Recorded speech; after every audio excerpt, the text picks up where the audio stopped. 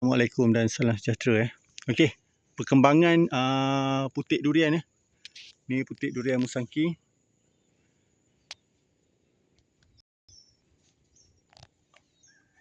Yang ni Musangking, adalah sedikit-sedikit nampak buah dia yang tinggal.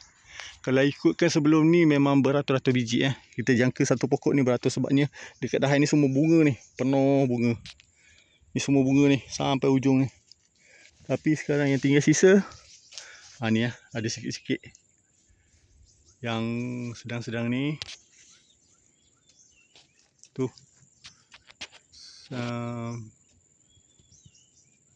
okey tu ya.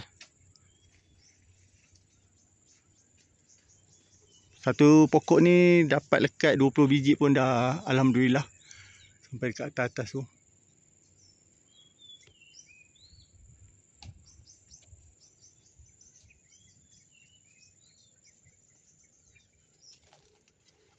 Pun masih ada yang kecil-kecil macam tu.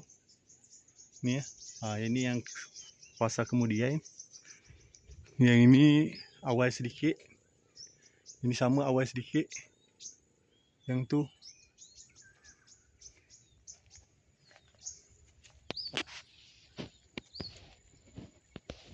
InsyaAllah ada rezeki dapatlah makan buah durian Musangking.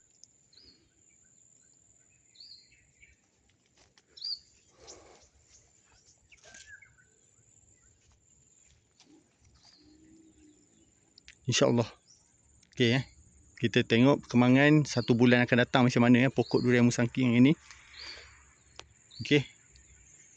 Moga ianya memberi hasil yang agak lumayan. Dan dapatlah anak cucu makan dengan sepuasnya. Okey, ngam.